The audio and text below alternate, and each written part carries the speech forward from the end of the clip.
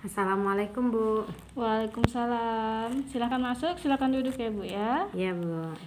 Sebelumnya perkenalkan Bu, nama saya Bidan Herlina. Saya bertugas pada siang hari ini dengan Mbak siapa? Saya Siska Ana Safitri Bu. Dengan Mbak Siska. Ada apa Mbak? Iya Bu, saya mendapatkan kekerasan dari pacar saya Ya. Bu. Apa Mbak? Diapakan Mbak? Seperti ditampar Bu. Oh, Di ditampar. kaki kanan. Di pipi kanan. Masih nyeri sekarang? Sudah tidak lagi Bu. Sudah tidak. Iya. Baiklah. Jadi karena Mbak mendapat kekerasan dalam pacaran, saya akan melakukan konselingnya terlebih dahulu ya Mbak ya. Iya Mbak. Untuk menjaga privasi, saya tutup pintu dan sampirannya terlebih dahulu ya. Surat ceklek jedor. Sebelumnya apakah Mbak sudah tahu kekerasan dalam pacaran? Ya seperti tadi Bu. Oh ya, seperti tadi ya, seperti ditampar itu merupakan masuk ke dalam kekerasan dalam pacaran ya. Iya. Nah, KDP ini yaitu kekerasan dalam pacaran. Nah, pengertiannya sendiri yaitu di mana seorang pasangan yang belum sah atau belum terikat pernikahan yang melakukan tindakan seperti memukul, menampar, mendorong, atau mengeluarkan kata-kata kasar dari fisik, ekonomi, dan pembatasan aktivitas ya, itu termasuk ke dalam pengertian KDP ya Mbak ya, pengertian kekerasan dalam pacarannya. Nah, adapun bentuk-bentuk dari kekerasan dalam pacaran yaitu yang pertama kekerasan fisik. Nah, kekerasan fisik ini tadi ya seperti ditampar, didorong, itu ya, itu termasuk menonjok, itu juga termasuk ke dalam kekerasan fisik. Nah, yang kedua itu ada kekerasan emosional atau psikologi, yaitu seperti mengancam. Kita itu diancam gitu. Jadi itu juga termasuk dalam kekerasan ya, Mbak ya. Iya. Nah, setelah itu ada memanggil kita dengan sebutan-sebutan yang tidak enak didengar. Iya. Ya, Mbak, pasti kita pernah mendengarnya ya, Mbak ya. Nah, itu juga masuk ke dalam kekerasan dalam pacaran.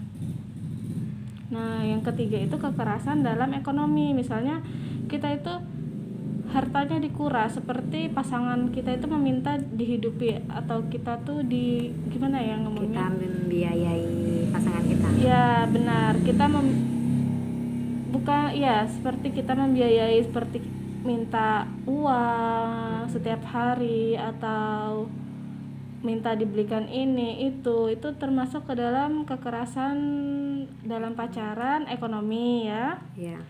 Nah, setelah itu ada kekerasan dalam pacaran pembatasan waktu, seperti pasangan kita itu terlalu posesif, kita tidak boleh kemana-mana, dan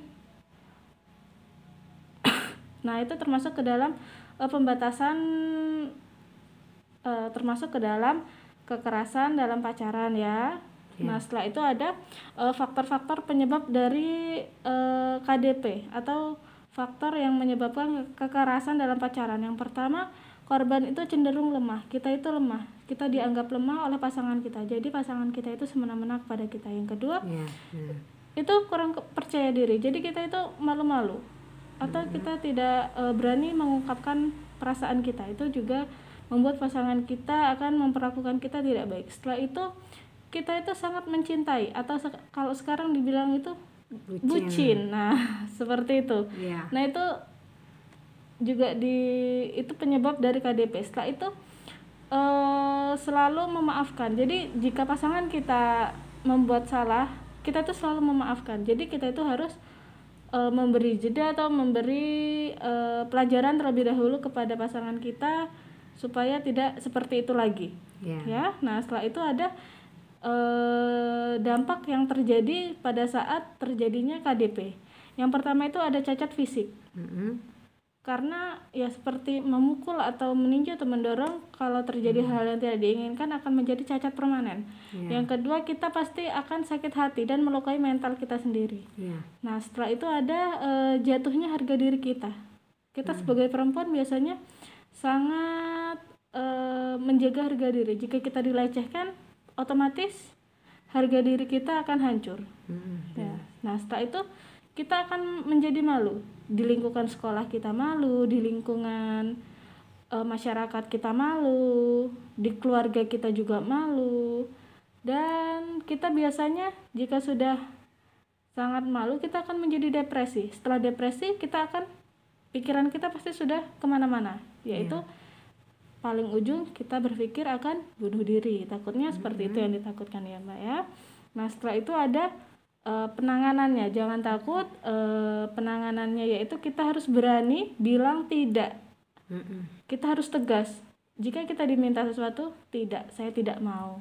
Jika itu menjuru ke hal-hal yang tidak kita inginkan, jadi kita harus bilang tidak. Nah, yang kedua, kita itu berani menentang kekerasan. Jika kita ingin ditampar atau kita bisa berlari kalau kita tidak mampu untuk melawan. Kalau kita mampu untuk melawan, kita lawan. Jika tidak, kita kabur, kita lari supaya tidak terjadi kekerasan tersebut. Nah, setelah itu kita harus menumbuhkan percaya diri kita supaya kita berani melawan hal-hal tersebut tadi. Jadi yang utama itu kita harus percaya diri. Dan yang selanjutnya itu, jika memang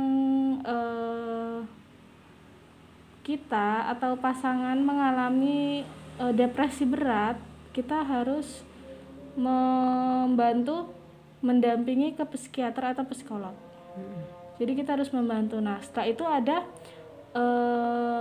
sebaiknya yang dilakukan oleh Mbak sebagai remaja putri, yang pertama itu jangan mengkonsumsi alkohol ataupun obat-obatan terlarang. Itu hindari, sangat hindari. Jangan sampai kita menyentuh hal-hal tersebut. Setelah itu menjadi remaja yang asosiatif, ya. Jadi kita selalu mengobrolkan dan mendapatkan informasi dari manapun. Nah, setelah itu kita membatasi perilaku seksual. Nah, setelah itu kita sebagai perempuan, kita harus memberitahu kepada orang tua kita kemana pergi, dengan siapa, dan mau ngapain. Jadi kita itu harus komunikasi dengan orang tua dengan baik, ya Mbak ya. Nah, ini kan untuk Mbaknya. Nah, untuk pasangannya, untuk laki-lakinya juga harus yang pertama itu kenali hasrat seksual. Jadi jangan semua itu nafsu. Jadi ujung-ujungnya kekerasan seksual jika pasangannya tidak mau diajak untuk melakukan hal-hal yang tidak diinginkan atau mesum. Nah, setelah itu hormati semua keputusan pasangan kita. Jadi kita itu sebagai pasangan itu harus menghormati satu sama lain. Nah, setelah itu ada komunikasi dengan baik. Jadi kita itu harus mengkomunikasikan semuanya dengan pasangan kita tuh dengan terbuka. Jangan ada yang ditutup-tutupi, biar kekerasan ini tidak terjadi. Kita pasangan ini maunya dibawa kemana gitu, kayak mau apa, itu diobrolkan dengan baik, ya. Nah, jika Mbak atau teman Mbak mendapatkan masalah seperti kekerasan seksual ini, Mbak harus segera lapor ke petugas yang berwenang ataupun ke Komnas PPA. Jadi harus segera lapor supaya harus ditindaklanjuti bagaimana baiknya. Nah, sampai di sini apakah Ibu sudah mengerti apa yang saya jelaskan? Ya Bu, sudah mengerti. Sudah mengerti, sudah jelas? Ya. Ada yang ingin ditanyakan?